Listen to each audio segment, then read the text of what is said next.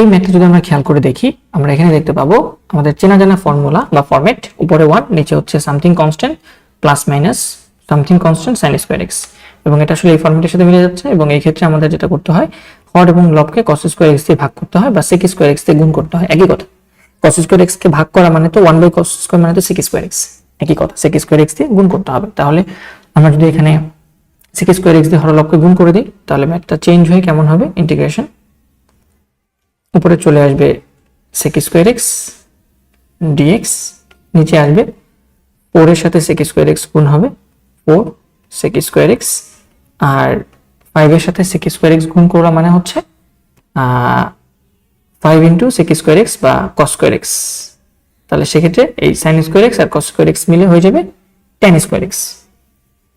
ঠিক আছে, আমি এখানে sec স্কয়ার x দিয়ে গুণ করতেছি, তো 4 এর সাথে sec স্কয়ার x গুণ করলে তো 4 sec স্কয়ার x, আর sec স্কয়ার x দিয়ে এটাকে গুণ করা মানে কি 5 into sin square x into sec square x। তো sec স্কয়ার কে কি লেখা যায়, 1/cos স্কয়ার x লেখা যায় না?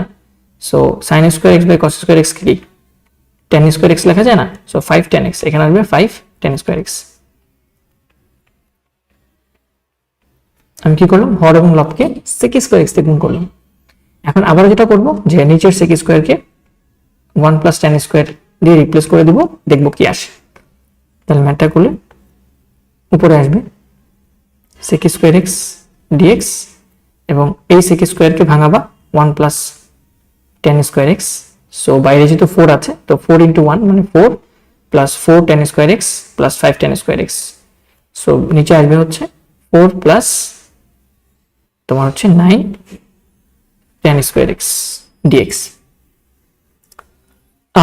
ঠিক আছে তো নাকি, sec square equal to 1 plus tan square x। আচ্ছা, এখানে একটা মাইনাস ছিল, এখানে মাইনাস ছিল, আমি এখানে প্লাস দিয়ে দিছি, সো এখানে একটা মাইনাস হবে। সো আমি যেটা করেছি, sec স্কয়ার x কে 1 প্লাস tan স্কয়ার x দিয়ে রিপ্লেস করে দিয়েছি, বাইরে ছিল 4, সো 4 ইনটু 1 মিলে 4 হয়ে যাবে, আর 4 ইনটু tan স্কয়ার x মিলে 4 tan স্কয়ার x, আর এখানে আছে minus 5 tan square x। So 4টা থেকে 5টা চলে গেলে মাইনাস tan স্কয়ার x থাকে, তাহলে এখানে হবে মাইনাস tan স্কয়ার x। এখন খেয়াল করে দেখো, tan x কে z ধরে নিলে বা tan x কে মনে মনে x চিন্তা করলে এটা ডিফারেন্সিয়েশন উপরে আছে। সো এই পুরো জিনিসটা আসলে integration 1/2 square minus x square এর মতো চিন্তা করতে হবে, এবং এটার ইন্টিগ্রেশন ফর্মুলা আমরা জানি 1/2 ln x মাইনাস a বাই x প্লাস a, এই ফর্মুলাটা। নিচে x স্কয়ার মাইনাস যদি a স্কয়ার থাকে, বাট আমরা এখানে দেখতে পাচ্ছি এখানে যেটা আছে a square minus x square. তাহলে সেক্ষেত্রে আমাদের যদি এখানে a square minus x square থাকে, ফর্মুলাটা একটু চেঞ্জ হয়ে যাবে।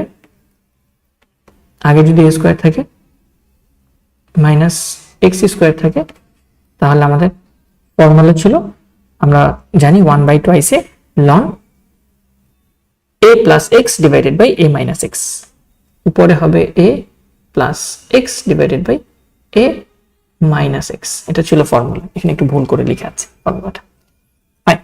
তাহলে সেক্ষেত্রে তুমি যেটা করতে পারো, একটা কাজ, tan x কে z ধরে নিতে পারো, যে let tan x equal to z।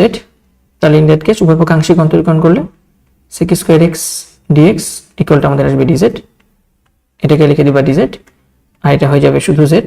So পুরো ম্যাথটা চেঞ্জ হয়ে ইন্টিগ্রেশন উপরে থাকবে dz, নিচে হবে 2 স্কয়ার মাইনাস z স্কয়ার।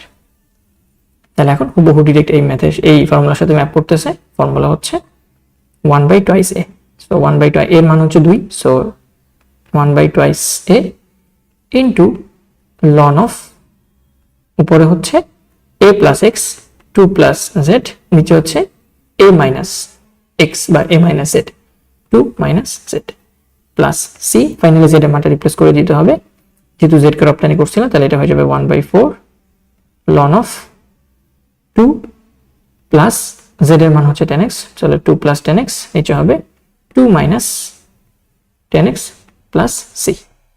এই ছিল আমাদের উত্তর।